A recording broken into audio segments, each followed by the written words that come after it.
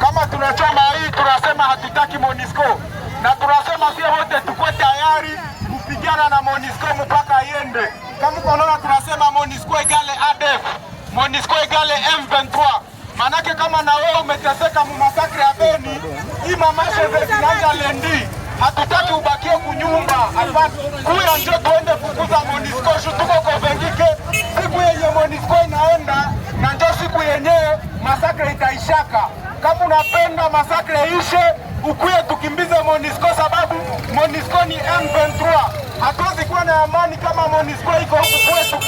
Hatuwezi kuwa na amani kama MONUSCO ingali huku kwetu. Alors, hii lite il faut bien voter kujiapproprier nayo.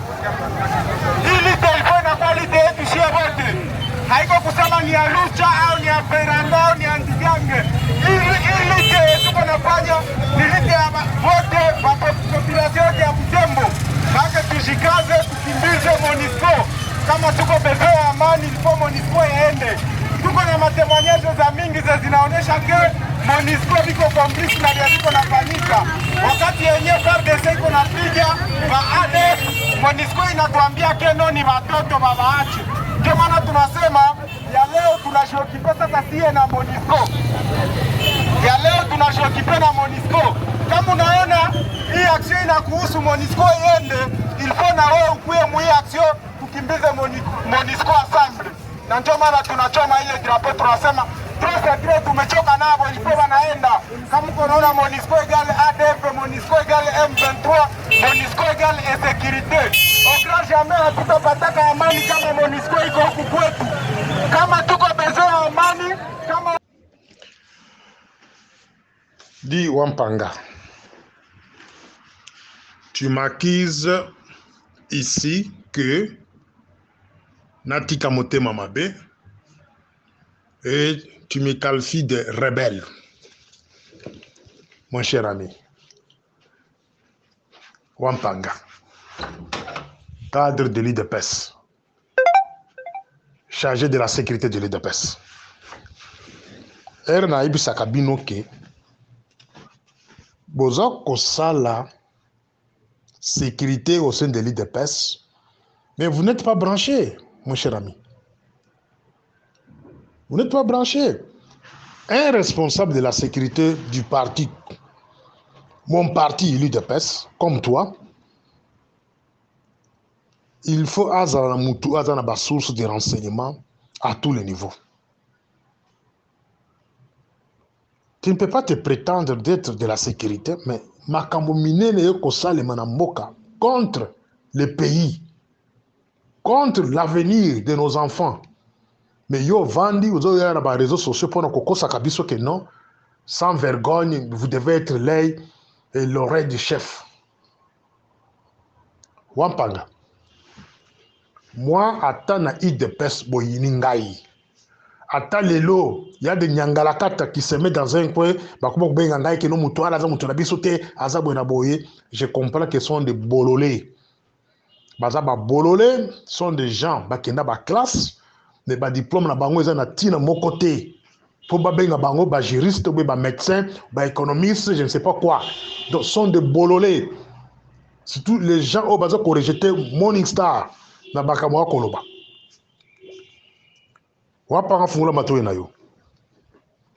Le 12 juillet, il y a 2022, il y a année Oyo. Aujourd'hui, nous sommes le 16, donc il y a 4 jours. Nos sources bien introduites, la sécurité à Congo va signaler Bissot qu'il y a une délégation, il y a haut niveau, il y a renseignement rwandais. Bazagé la Kinshasa. Pour une réunion confidentielle. Je souligne bien une réunion confidentielle. Cela veut dire réunion wana. Ni bato de miap, ni bato ANR, Bazaka Society. Je dis bien une réunion confidentielle. Banane Bazaki na réunion wana. Il y a notre ami ici, Roland Kachontal, le DG de la DGM. Général Franck Toumba. Chef de la maison militaire, Boamunda. il y avait le général Joseph Zambawita, chef de l'intelligence et sécurité du Rwanda.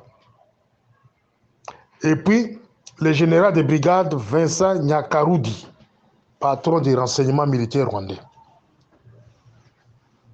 Makambo basolola na kati wana wampanga yo yebiangote. Tu te dis que tu es de la sécurité de l'UDPS. Mais makambo basololi, makambo ezoko sale manasese yo yebiangote. Il faudrait morning star ali kana ba audio po aba na kolobela bino bo bana koyoka. Et ça passe. Pour ton information, Félix Nabatunaye baza prêt. Il a renoncé bras de fer contre le Rwanda. Naza ko répéter na réunion wana promesse au Félix apesi batu wana délégation au Rwanda wana aza prêt à renoncer na bras de fer selon la source. Félix est prêt à renoncer bras de fer. Et Félix n'a plus confiance dans AG et ANR.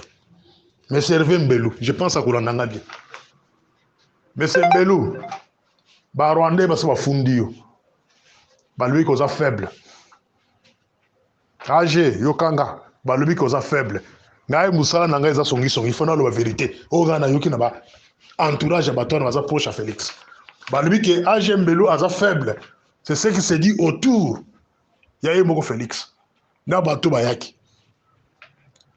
Baza ko akize yo ke réunion ya Angola au préparer kango malamu te. Et petit poto ba bilobela nyoso Kagame alobaki kuna oh non voilà c'est le fait Félix peut côté ba lobby ba bakuyi so betaki wana plus tard après 24 heures et M23 va recommencer guerre. Kuna na Rwanda ministre bango affaires étrangères aleki a contredire Kagame nyonso wana batia na mukongo na yo balubi koza AG faible, tu n'as pas de stratégie pour la sécurité du pays. Oyebi ko monter ba stratégie te lokola Kalev na ba AG mususu wana ndenga na yoki pe na kolobela yo en public parce que je n'ai pas le temps ya ko benga oyebi ko tindelo ba SMS parce que ko tanga ngote pe ko répondre te. Ya biso moya koloba yango audio et tobeti et tamboli ba tobeti le masolo ke batonga ki na réseaux sociaux. JC Bokassa, notre ami spécialiste en cyberdéfense, en cybercriminel, le super conseiller spécial en matière de sécurité. Yopé, vous en avez même accusation. Vous avez accusé Yopé que vous êtes faible. Remplaçant des BR. Bah lui, vous êtes faible. Vous avez répondre na ba besoin ba rondete. Vous êtes trop naturel. Donc, c'est-à-dire, bientôt, vous allez remplacer par Roland Kachontal. Dans une information vérifiée, c'est Roland Kachontal et Obapointe Moussapi, Azala, conseil spécial en matière de sécurité à Félix, le DG de la DGM. Biso tozawa na pona koloba, parce que bofuta ka biso te, tozawa na pona kopiolola, o toyoki tolobi. De bazo ko remplacer yo. Hervé Mbelou, baza ko remplacer yo par Kasso Biselel. Ça, c'est un ordre qui vient de loin. Et aussi Rwanda. Rwanda a confiance dans ANR de sous-souté parce que bato vendu wana, baza ko manifester faiblesse. Na niveau sécurité, moyen bambasa biloko na bambasa la kaizalité, il faut batia muto zo ko répondre na ba besoin na bango. C'est-à-dire, place on vendit, par exemple, qu'on remplace par un certain Bisselel, Before. C'est celui-là qui va vous remplacer. Les conseils privés à Tshisekedi. Ça, ce sont ce que nous avons appris. Alors, nous continuons nos investigations sur le terrain. Maintenant, la plus grande question, Otozokobituna. Cohérence Izawapi. Il y a pouvoir en place. Félix, cohérence nayo Zawapi, Nabatunayo, Samuel Okonde, gouvernement, Yalukuta. Cohérence nayo Zawapi avec tout ce qui se passe aujourd'hui sur le terrain. Et je pose la question à la population congolaise, particulièrement les Kinois. Et les amis du Goma et de Bukavu. Bon, là, ici, mobilisation, pourquoi? Pourquoi Bolali? Boyo Kamutute, vous devez se mobiliser. Bounangana, jusqu'à présent, c'est un beaucoup M23. C'est officiel. Aujourd'hui, comment on pose un acte administratif. Comment on percevait, qu'on s'appelle ma taxe.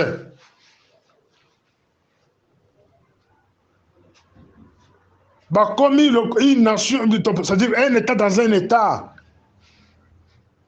À vrai dire, tozongi na période où il y a RCD Goma, au Congo et Katanaka pendant 5 ans. C'est ce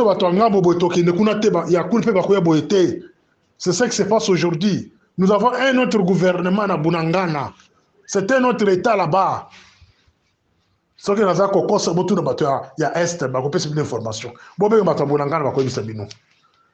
Bunangana jusqu'à présent, phare de cette guerre qu'on récupère en côté. Bon, c'est méfier un mensonge. Phare de ça salibo. Ce sont des mensonges. De l'autre côté, maîtriser Bino avec une distraction à musique, les Kinois. JB, Adolphe Dominguez, pour vous distraire de nouveau. Tata Mikolo, il y a 50 ans, 60 ans, beaucoup de sans été, beaucoup mais la prémisse, bon mais la scole, bon mais ma solo ya wera neba beta qui concerne la 4 stades. Ça c'est quoi ça? La jeunesse congolaise, botelema. Ne soyez pas distraits. Ma belleza kokende. Biso façon to koloba boy. Plus tard, to banokoloba le soutien. Et je le répète, il y aura un moment donné où on va se taire. Ma belleza kokende. Congo, ils ont kende. Bilo boko la balkanisation. Ya moi makasi. Balkanisation ça déjà dans sens nini. Ba dirigeants bazo ko diriger biso pour le moment. 3/4 sont dictés au niveau de l'extérieur. Bazo ko travaille na ba ordre ya libanda. Baza liberté batouana, ils ne sont pas libres. En commençant par les partis au pouvoir. Moutourokolo Augustin Kabouya, il est secrétaire général de l'UDPS, mais il reçoit des ordres autrement. Voilà pourquoi les partis au pouvoir, ils ont organisé. Les dirigeants à sécurité, la plupart, majorité, baza dépendant, baza limité. Ils n'ont pas la force d'agir seuls. Mes chers amis, ceux qui bozo kolala, mbokekei. Maintenant, pour terminer, la kolobana bato Félix, na yemoko Félix. Félix, ceux qui ont kanisi ke Kagame, ça la kane accord. Au l'équipe de la télévision, et puis si batuna ba loba keno, ba accord nyon sont déjà suspendus. Et puis aux autres sont en coulisses, sans biso ba congolais, au lieu que non, je suis prêt à faire des gages avec vous, et je suis prêt à cause de la macamus tout cela qui wana pe Kagame andimio, aux autres mikosa. Bato Félix boye bisaye. Maman Marthe, conseiller mon anayo. Bino ba camarade de Félix boye bisaye. Kagame Baliaka n'a deux fois. Kagame c'est comme un diable en chair. Au salé d'un pacte, au BBC pacte, tu dois subir les conséquences. Soit Félix a décidé une fois, avec un bras de fer ouvert, à utiliser la population contre Kagame, soit à cette manœuvre, on va en coulisses, et puis plus tard, on va prendre que Babeta qui Massassi. Ou bien plus tard, on va prendre que non, allez qui ce que le Koni n'a Koufi. Parce que Kagame a tous les moyens, il y a cause de Félix. À partir de sa propre femme. Azala ba moyen nyonso, Kagame azala batu, tina katia bureau Félix. To pesa conseil ne ba pesa kamoninga ndeko. Alors koyoka biso te biso lelo to komi ba ennemi ya pays, to komi ba ennemi ya gouvernement parce que nous disons la vérité. Mais l'avenir nous parlera. L'avenir nous parlera. Bokolo to lobakate. To sengi na population botelema. Seul langage Kagame yo kaka eza population, so population est telemi. Au moins la communauté internationale se kotelema. Balingaka te bino botelema. Talaka botelema kaka 2 jours. Ba attaquer Augustin Kabuya. Ba attaquer Moko Félix. Ba attaquer bato na bato ndenge na ndenge. Bazon so bato na banda ko na bango. C'est la seule arme oh etikali kaka pona biso na Kigali na Uganda. Ezaka mobilisation totale. To attaquer banda ko ya bato wana. To attaquer ba intérêt na bango. Pour attaquer l'ambassade de Bango Libanda pays, surtout la diaspora. Et si vous faites ça, et vous verrez qu'il y aura les changements. Si vous allez en côté, Félix est déjà lié. Maboko connaît parce que on a Sima. Bakage Maboko. Yango boko comme on a une réunion nocturne. Bazoko ça ba réunion na 4 villes de Kinshasa. Bazoko le cas de voies et moyens comment maîtriser même les dirigeants et la sécurité à pays. C'était mon histoire.